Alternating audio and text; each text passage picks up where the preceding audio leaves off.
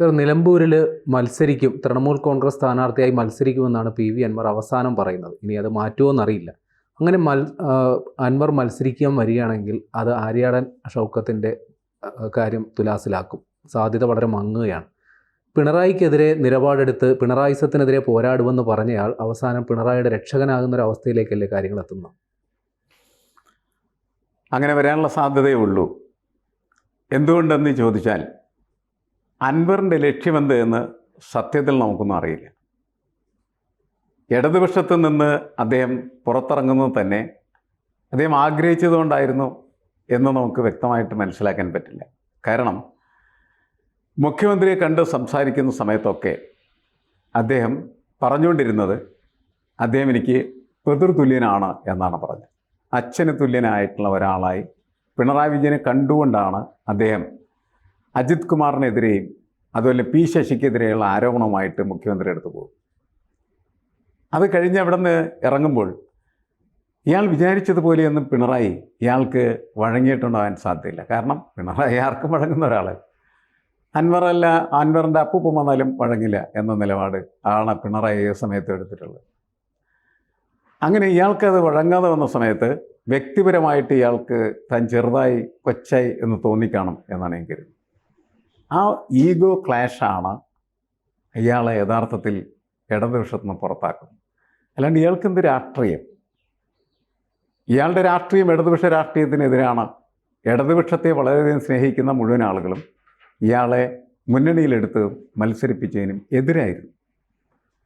കാരണം അൻവറിൻ്റെ രാഷ്ട്രീയം എന്ന് പറയുന്നത് മുതലാളിത്തത്തെ സഹായിക്കുന്ന രാഷ്ട്രീയമാണ്, അതല്ലെങ്കിൽ തൊഴിലാളി വിരുദ്ധ രാഷ്ട്രീയമാണ്, പാരിസ്ഥിതിക വിരുദ്ധ രാഷ്ട്രീയമാണ്. ഒരു കാരണവശാലും ഇടതുപക്ഷത്തിന് ചുവന്നുകൊണ്ട് നടക്കാൻ പറ്റുന്ന ഒരാളല്ല ഇയാൾ എന്ന് അന്ന് ഇടതുപക്ഷത്ത് നിന്നിരുന്ന ഇടതുപക്ഷ നിലപാട് കൃത്യമായിട്ട് പാലിക്കുന്ന ആളുകളെല്ലാം പറഞ്ഞിരുന്ന ഒരു കാര്യം. അദ്ദേഹത്തിൻ്റെ അണക്കെട്ടും പാർക്കും ഭണ്ഡാരവും ഒക്കെ യഥാർത്ഥത്തിൽ മനുഷ്യ സമൂഹത്തിന് വലിയ ഉപദ്രവം സൃഷ്ടിച്ചിരുന്നതാണ് എന്നറിയാവുന്ന അങ്ങനെ പ്രശ്നങ്ങളൊക്കെ ഉണ്ടായിരുന്നു. പക്ഷേ എന്ത് പ്രശ്നങ്ങളുണ്ടെങ്കിലും നിലമ്പൂർ പിടിക്കുക എന്ന ഒറ്റ ലക്ഷ്യത്തോടു കൂടി അൻവറിനെ ഇറക്കുകയും അൻവർ അതിൽ വിജയിക്കുകയും ചെയ്തു എന്നാണ്. അതിൻ്റെ തുടർച്ചയായിരുന്നു. പിന്നീട് വളരെ ശക്തമായിട്ട് തന്നെ ഇടതുപക്ഷത്തെ സഹായിക്കുകയും ഇടതുപക്ഷത്തിനൊപ്പം നിൽക്കുകയും പിണറായി വിജയൻ പറയുന്ന എല്ലാം കേൾക്കുകയും ചെയ്യുന്ന ഒരാളായിരുന്നു. പക്ഷേ അജിത് കുമാറിൻ്റെയും പി ശശിയുടെയും പ്രശ്നം, ആ പ്രശ്നത്തിൽ വളരെ രൂക്ഷമായിട്ടുള്ള രീതിയിൽ അൻവർ ഇടപെട്ടു എന്നാണ് നമ്മൾ മനസ്സിലാക്കുന്നത്. അതാണ് യഥാർത്ഥത്തിൽ ഇയാളെ ഇടതുപക്ഷത്തിൽ തെറ്റിക്കുന്നത്. അല്ലാണ്ട് അയാൾക്ക് പ്രത്യയശാസ്ത്രപരമായ തെറ്റലോ അല്ലെങ്കിൽ പ്രശ്നങ്ങളോ അല്ലെങ്കിൽ രാഷ്ട്രീയമൊന്നുമില്ല. നമുക്കെല്ലാവർക്കും അറിയാവുന്ന കാര്യമാണ്. അങ്ങനെ പുറത്തു വന്നപ്പോൾ അതിൽ പ്രഖ്യാപിച്ചതാണ് ഞാൻ പിണറായിസത്തിനെതിരാണ്, പിണറായിസത്തെ ഇല്ലാതാക്കി നശിപ്പിച്ചിട്ട് ഞാൻ അടങ്ങുന്നു. എന്താണ് ഈ പിണറായിസം എന്ന് പറയുന്നത്?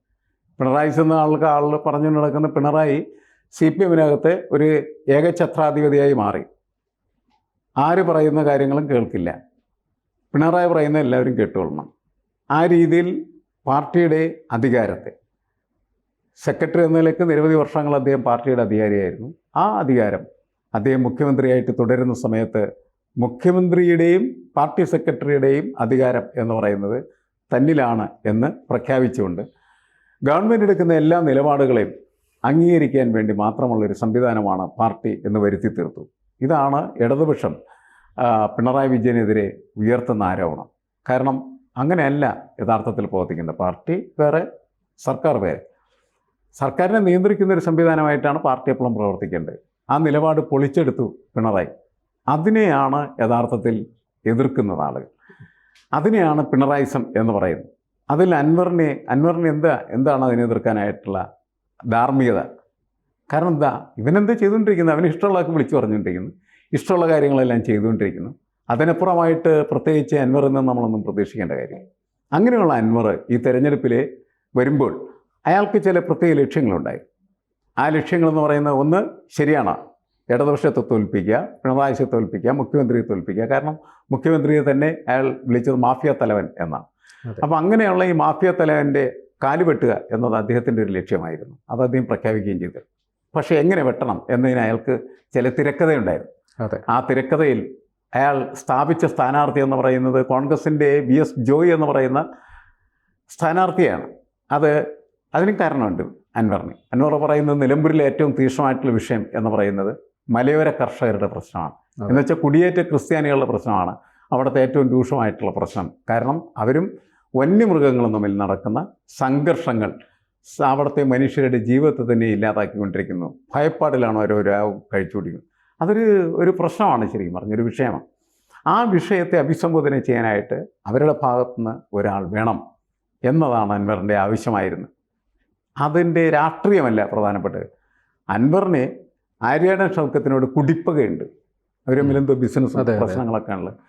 ആ പക തീർക്കാൻ വേണ്ടിയിട്ട് ആര്യാടനെ വെട്ടാൻ വേണ്ടിയിട്ടാണ് വി എസ് ജോയിയെ അവതരിപ്പിച്ച് എന്ന് നമ്മൾ മനസ്സിലാക്കേണ്ടതാണ്. പക്ഷേ അത് കോൺഗ്രസ്സിനെ അങ്ങനെ അംഗീകരിക്കാൻ പറ്റുന്ന കാര്യമായിരുന്നില്ല. കാരണം കോൺഗ്രസ് ഒരു പാർട്ടിയാണ്.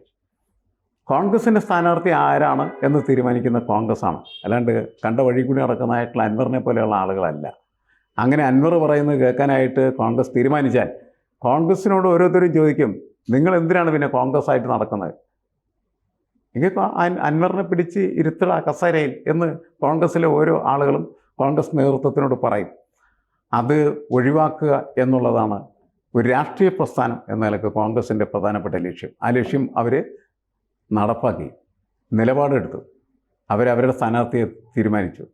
അൻവറിനോട് നിങ്ങൾ പിണറായിക്കെതിരെ യുദ്ധം ചെയ്യാനാണെങ്കിൽ ഞങ്ങളുടെ ഒപ്പം നിൽക്കൂ, നിങ്ങളെ പിന്നീട് സഹായിക്കാം എന്ന ഒരു നിലപാടാണ് എടുത്തത്. പക്ഷേ അതെന്തോ ക്ലിക്കായില്ല. അതാണ് പ്രശ്നം. യഥാർത്ഥത്തിൽ ഇവിടെയുള്ള ഒരു രാഷ്ട്രീയ പ്രശ്നം എന്ന് പറയുന്നത് ഇതാണ്. കാരണം ഇയാൾ പുറത്തിറങ്ങി വരുന്ന സമയത്ത് UDFൻ്റെ നേതാക്കൾ, സതീശനടക്കമുള്ള ആളുകൾ, സതീശനായാലും രമേശ് ചെന്നിത്തലയായാലും വേണുഗോപാൽ ആരായിക്കൊള്ളട്ടെ, അവരൊക്കെ ഇയാളുമായിട്ട് മര്യാദക്ക് സംസാരിച്ച് സെറ്റിൽ ചെയ്യേണ്ടതായിരുന്നു. പക്ഷേ അതവർ ചെയ്തില്ല. അത് ചെയ്യാൻ പറ്റാതെ പോയത് എന്തുകൊണ്ട് എന്ന് ചോദിച്ചാൽ AK ആൻ്റണിയെ പോലെയോ അല്ലെങ്കിൽ K കരുണാകരനെ പോലെയോ അല്ലെങ്കിൽ ഉമ്മൻചാണ്ടിയെ പോലെയുള്ള ഒരു നേതാവ് ഇപ്പോൾ കോൺഗ്രസ്സിലില്ല എന്നുള്ളതാണ് അവരുടെ പോരായ്മ, അവരുടെ ലിമിറ്റേഷൻ. അതാണ് ശരി. അല്ലെങ്കിൽ ഇങ്ങനെ ഇത് വഷളാക്കേണ്ട കാര്യമില്ല. ഇത് വഷളാക്കി ഇതിൻ്റെ നഷ്ടമാർക്കാണ് UDFന് തന്നെയാണ്. ഇങ്ങനെയല്ല ഇത് ചെയ്യേണ്ടത്, ഇങ്ങനെയല്ല ഇത് ഹാൻഡിൽ ചെയ്യേണ്ടത്. ഇത് ഹാൻഡിൽ ചെയ്യേണ്ടത് ഇയാൾ ഇറങ്ങി വരുമ്പോൾ ഇയാളുമായി ഒരു ധാരണയുണ്ടാക്കി ഒത്തൊരുമയോടുകൂടി കാര്യങ്ങൾ ചെയ്ത് മുന്നോട്ട് പോകുന്നതായിരുന്നു രാഷ്ട്രീയപരമായിട്ട് UDFന് നല്ലതായിരുന്നു. പക്ഷേ അതിലൊരു പൊളിഞ്ഞു പാളീസായി. അതുകൊണ്ടാണ് അൻവറിന് ഇങ്ങനെയൊക്കെ അട്ടഹസിക്കാനും സ്വയം സ്ഥാനാർത്ഥിയായിട്ട് പ്രഖ്യാപിച്ച് മുന്നോട്ട് വരാനായിട്ടുള്ള അന്തരീക്ഷം സൃഷ്ടിക്കപ്പെട്ടിരിക്കുന്നത്.